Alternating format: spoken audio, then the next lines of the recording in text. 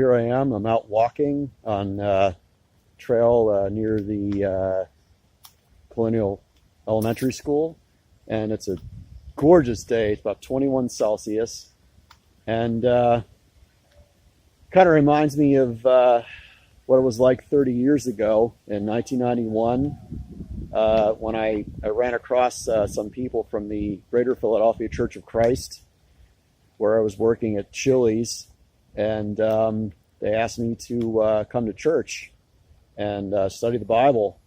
And I became a member in November of 91, and I was a member of the GPCC until October of 2004, and I asked to have my name removed from the rolls. And for the past 17 years, I've not been a member of any church. I'm not even a Christian anymore. But I've been thinking a lot about my experience in the Greater Philly Church of Christ and the ICOC, and it was a very hard experience. And just to start off, before the GPCC, I grew up in Mendham, New Jersey, and I was a member there of the Hilltop Church in Mendham, and boy, was that easy. Hilltop Church was so easy. There was no Acts 2:42 through 47. There was no 1 John 1:5. There was no Acts 11:26. There was no Matthew 28:18 through 20. There was no Hebrews 4:13. There was no 2 Timothy 3:16 and 17. And I'll tell you what, I think that if you had shared those scriptures in that church, I think they would have told you to screw off and get the hell out of here. We don't want those Bible verses in here. Not to mention, Mendham is a mostly white town, pretty much all white. I think I saw the whole time I was there, the 8 years I was a member, from age 15 to age 23, I think I saw maybe one black family in that church. Very, very few black people there. And this is what kind of is gonna start my conversation here. So I moved to Philadelphia in August of 1990 to go to medical school, of all places, and failed a few classes, and they changed me from the class of 1994 to 1995, and got in the class of 95, and had some time off, and 1991, and I started working at Chili's, and I met these people, and I noticed that when I went to the Greater Philadelphia Church of Christ, it seemed like about half the people in the church were black. And back then, I don't know what was on TV, In Living Color with Jamie Foxx and Jim Carrey and people like that. Mariah Carey was just getting going, and so there were some things going on there. But yeah, it was interesting. What I grew up knowing was completely unlike what I learned in the GPCC and hence the ICOC. I learned some things about Kip McKean and his own ideas. I'm not going to spend too much time talking about how I was angry. I've spent a lot of time thinking about it. I want to try to be constructive. The whole Boston movement, if you will, was basically started by a guy named Chuck Lucas in 1967 in Florida. And it was a Church of Christ. And Chuck Lucas was, I don't know much about him, only to know that he was a guy who, had started a campus ministry, and I think it grew to about 100 people. And he had something called Prayer Partners and Soul Talks. I think he was concerned. It seems to me like it was about the time of the Jesus Freaks, and maybe, the movie Hair and the movies Godspell and things like that came out. Anyway, Kip McKean came on board, and from what I know of Kip McKean, his heroes were Dr. Martin Luther King Jr. and Bobby Kennedy. It was John Kennedy. Anyway, like I said, when I first started coming out to the GPCC, I noticed that seemed like about half the members were black, half the members were white. When they were meeting at the Haverford School in October of '91, Matt and Stacy Fridley were leading the church back then. There were about 270 members, and oh, there I was. And it's funny because the Philadelphia Church of Christ was hard, and they were hard. They basically they had no room for praying Jesus in your heart.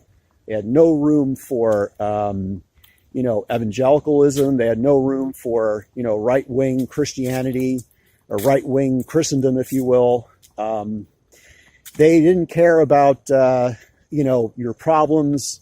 Basically, they just said, look, you need to be a disciple. You need to get baptized. You need to get out there and start recruiting. You need to start getting out there and bringing people to church. So I started thinking to myself, why was it so damn hard in the GPCC? Why was it so hard? Why did they make it so hard? And I started to think, like, are there any other groups like the GPCC, like the Greater Philly Church of Christ? So I started looking around. I started thinking, like, wait a minute, what about the Jehovah's Witnesses? Okay. So I went on YouTube and I found some videos about the Jehovah's Witnesses. And they basically, I watched this video where they have a very strong policy where where ex-members, people that are excommunicated or leave the church or whatever, you're not allowed to contact them or allowed to talk to them, basically. This is kind of crazy. These guys are crazy. So I started looking into it some more, and I thought, well, there's this one instance where it was, I saw this reenactment of a mom and a dad whose son left the church. And the person doing the video said, well, what if the kid needed help? Or what if the daughter needed help? They weren't allowed to contact, and they have a very strong policy.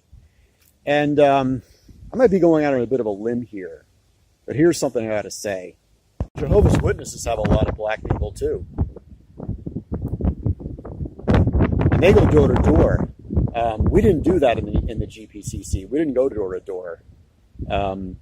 Jehovah's Witnesses go door to door, and when I get visited by them, I've been visited by them several times. Where we used to live on, in Conshohocken, these two ladies came over, one black, one white, and then once at our newer house in Plymouth Township, we had a couple of black guys come over, and today, it's like I'm working and I'm thinking to myself, is the GPCC like Jehovah's Witnesses?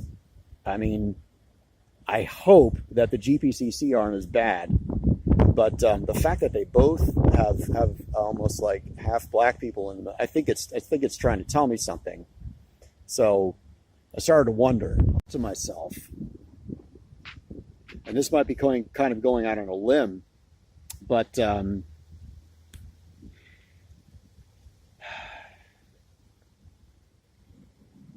when Africans were enslaved 400 years ago, I think about how Christianity has been brought to several places around the world, to China, here to the so-called New World, North America and South America, by the Spanish, which basically destroyed a lot of cultures, the Mesoamerican cultures. And Christianity, by and large, was rejected. It had to be forced on the people, right? All except for, it seems to me, enslaved people from Africa when they came over here, when they were forced over here. And I started to think about it, and I started to realize that, you know what?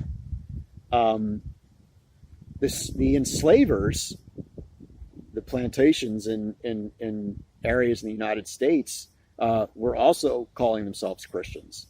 And I feel like the enslaved people embraced Christianity.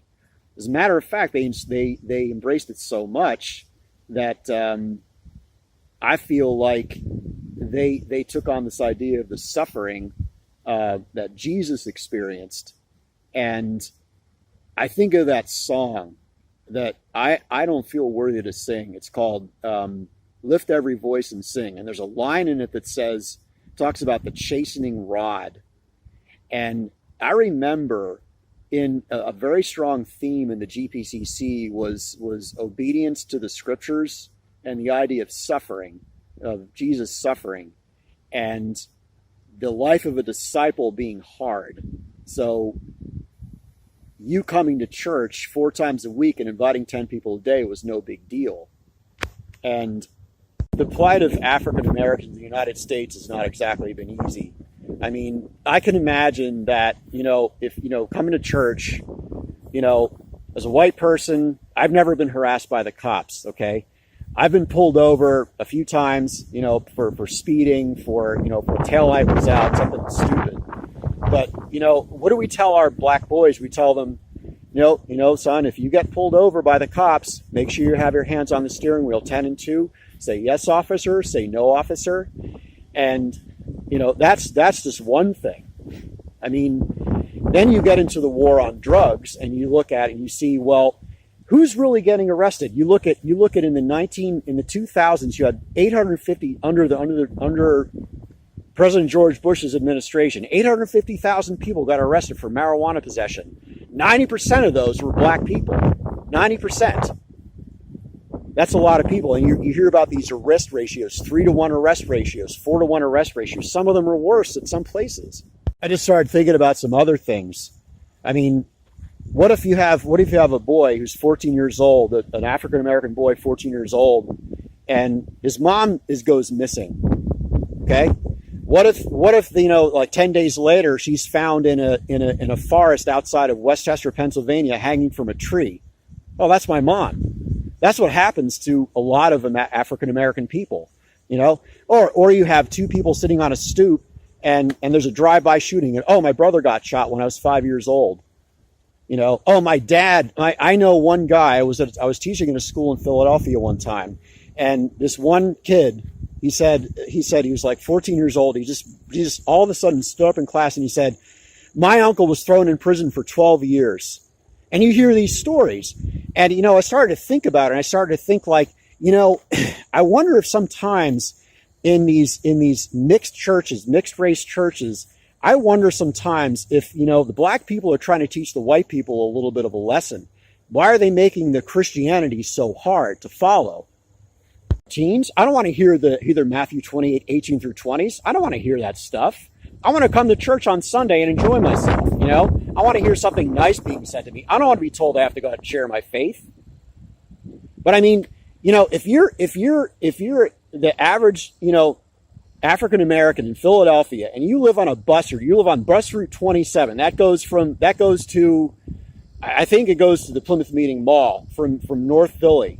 You have nothing but people around, and you can share your faith all you want. There's people out there that would get, 3 or 4 invitations, numbers, and they bring in 2 or 3 people a year to the church.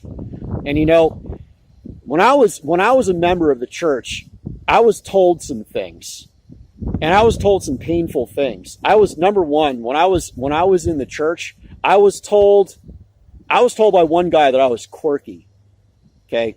I was told by another guy, he said, your demeanor is very even and flat.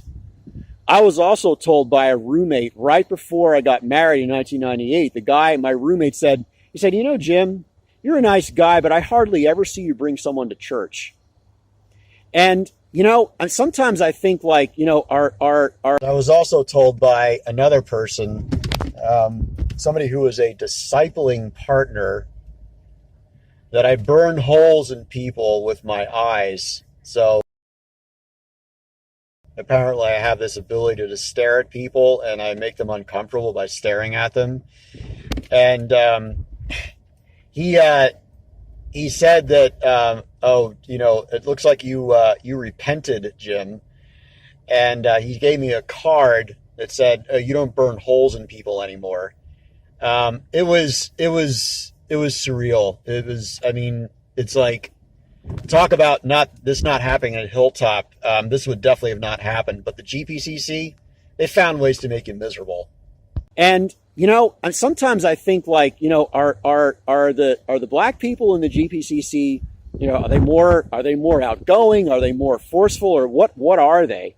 And I really thought about it, and I said to myself, something, I wonder if they're trying to make it difficult for the white people in the church. I wonder if they're thinking to themselves, like, all these white people just want this nice church. They want to come to church. They want their salvation. They want their pray Jesus into their heart. They want all this stuff. And you know what? We've had nothing but getting pulled over, nothing but getting stopped by the cops, nothing but having our relatives shot, nothing but ourselves getting harassed by the police, handcuffed, arrested for bullshit reasons.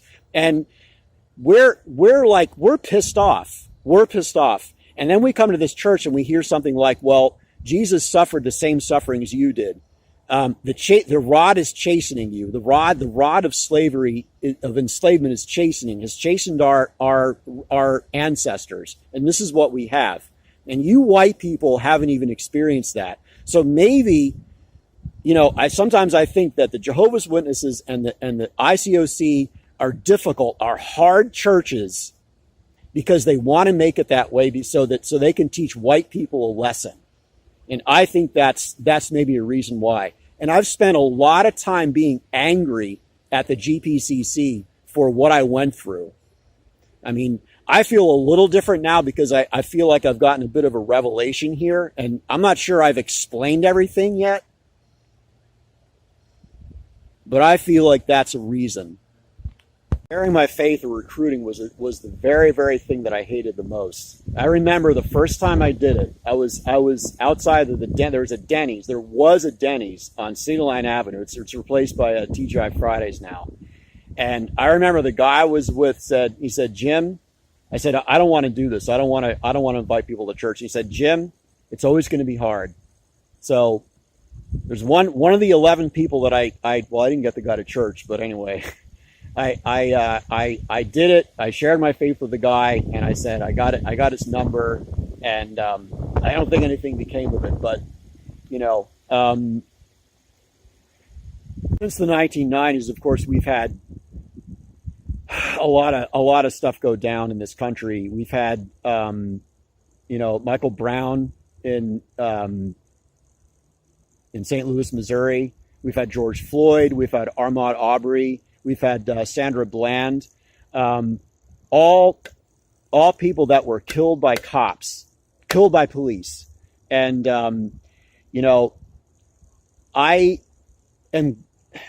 it's horrible what's happened to them. But in a way, I'm kind of glad that it's gotten out there, because back in the 1990s, in the 90s, the mid 90s, you never heard about black people getting shot.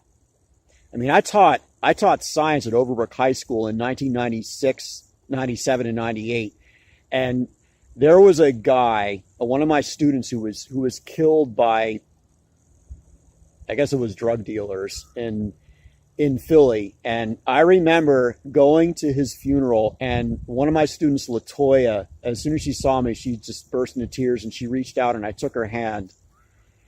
And, and I remember one other time I was in my class, and this one girl said, "Hey, did you hear about that shooting last night? It was right here in Philly, and it was on the news." And I said, "No, I'm sorry, I didn't hear about that, but that's awful."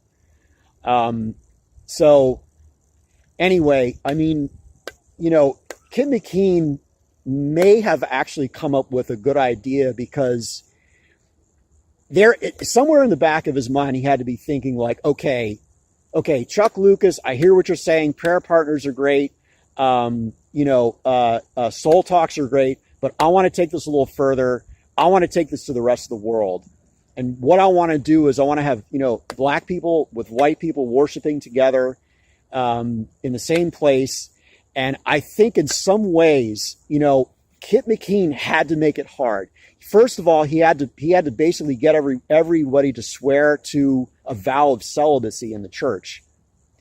Because could you imagine if, like, could you imagine if people were sleeping together?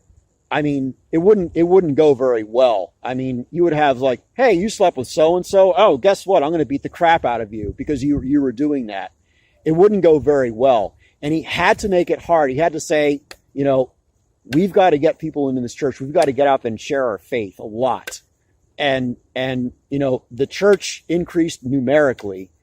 Not have been very complete though, because part of me thinks that even in the Philadelphia church, I still think that there may have been some, I don't know, I'm not going to say a feeling of racism or whatever, but I remember we had this, I'm not going to say his name, but I remember the place we were meeting. It was at Ballard Theater, probably around 1994, 1995 or something like that. And this one leader got up there and he said, we need to have a church in North Philadelphia. And he very specifically said, he was talking about North Philadelphia. North Philadelphia needs us there. It's going through the worst time in the city's history. There are shootings. There are gangs. There are kids getting shot there. It's just really bad. And we have a number of our members there. And I want us to have a church there in North Philadelphia.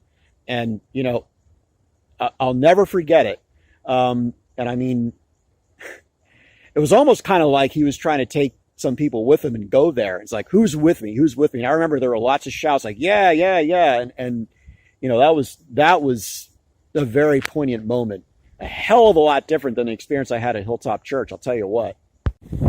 So again, the reason why I say that a lot of the black members didn't really care too much about if you're white and you have a problem. Like, I don't want to share my faith. I'm too afraid. Well, you got to get out there. It's in the Bible. You need to obey the Bible. It says it in the Bible.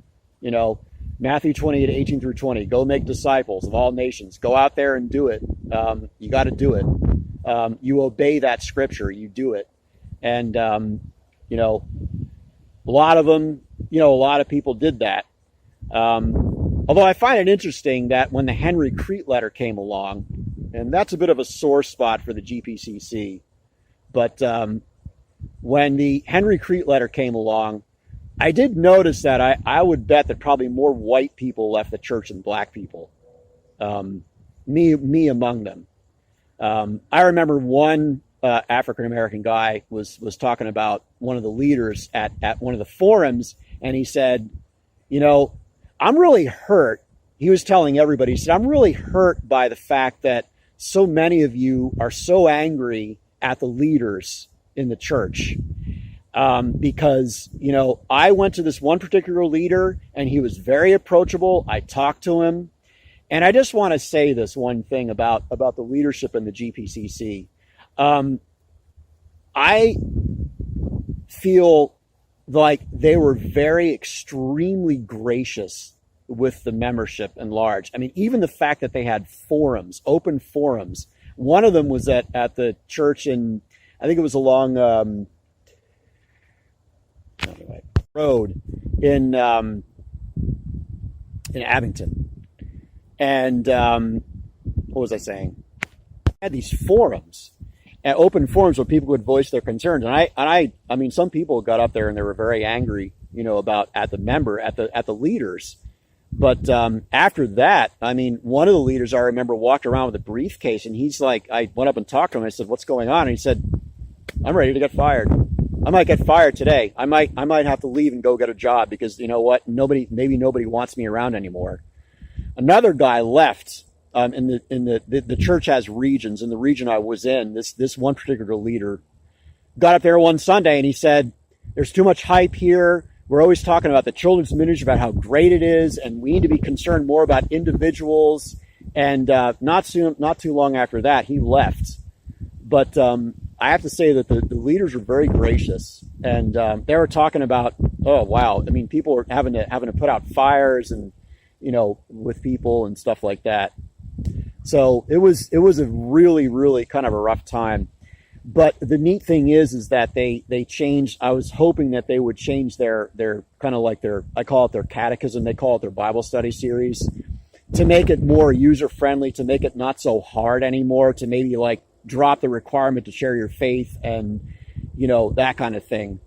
So, and then what they did over the summer of 2003 is they started talking about the Word of God being the Logos, and they kind of got away from that whole idea of scriptures. Not got away from scriptures, but they introduced the idea of the Word of God being Logos, which is a spoken word.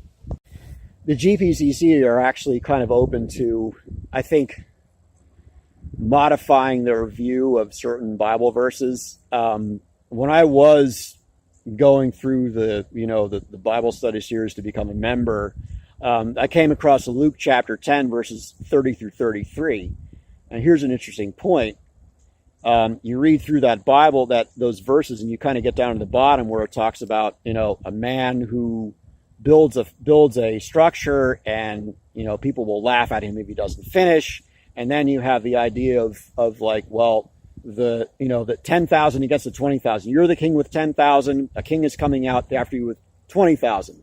Okay, so what do? What's the most prudent thing to do? Send for terms of peace. So I'm not a war type of guy. I'm not a fighter. I'm not a soldier. Why is this in here? Why are they showing me this Bible verse? I mean, although that was one of the ones that kind of made me think like, well, maybe I'm not a Christian. I haven't given up everything. So yeah, I think maybe I need to consider this. It's funny because Matt Fridley, he had a meeting with all the guys in the church, and I could name names of who was there, but I won't do that. But anyway, he said the only person studying the Bible is Jimmy DeMeo. And it was not long after that I became a member. But that was I just wanted to put that in there. There's a lot of people to help, right? I mean, there's a lot of ways to help people that are in need.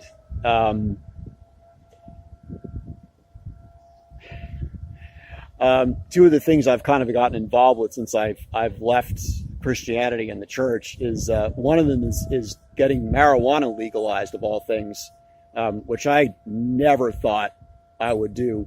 I first tried it in 2003, and I studied a lot, and I right away realized that hey, there's this stupid drug war going on where people are getting arrested for possessing a plant, and again, it's a 3-to-1 arrest ratio against African Americans and people of color. So you know what? I want to get myself out there. We had a series of protests in Philly. And not long after that, they changed the law in Philly to decriminalize marijuana possession, and arrests went down a lot. What I'm into now is trying to stop circumcisions, because I really believe that a lot of men my age are affected by it, by circumcision. And not to mention, you're strapping a tiny, little, innocent, beautiful baby down to a special board. His arms and legs are tied up, and cutting off part of his penis, which is just wrong. It's frigging wrong. I mean, I had it done to me, and I was out on the streets with bloodstained men a week ago in King of Prussia, and I was very happy to do that. I've kind of since realized too that.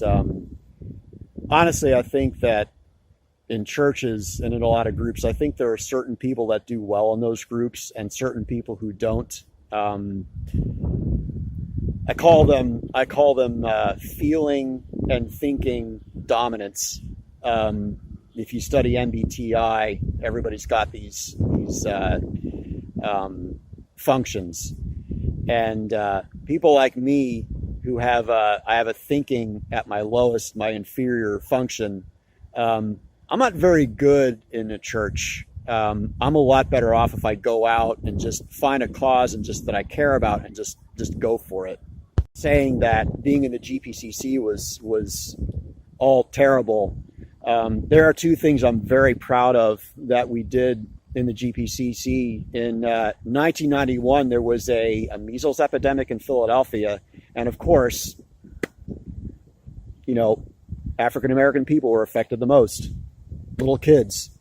So what we did as the church with Hope Worldwide, we went out into North Philadelphia neighborhoods and got people immunized. Got people to get immunized for, and some of the people were like, "What's immunizations?" or "What am I supposed to get?" "Oh, it's supposed to get MMR," and things like that. And that was one thing I'm really proud of. I'm really happy about that I did in the GPCC. It was actually one of my first. It was probably my first time being active, like an activist for helping people. The other thing that I did was there was an AFCON center on Lehigh Avenue.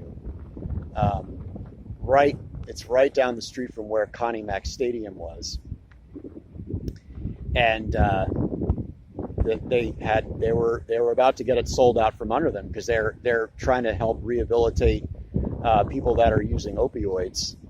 I don't know I think methamphetamine was really big back then. It still is now, but fentanyl and things like that. Anyway, I have to think on some level that at the GPCC they don't really like people going to jail for using drugs. So what they did was we went out and raised $45,000, and I think I got $100, but $45,000, and basically bought the AFCON Center for one day at a time.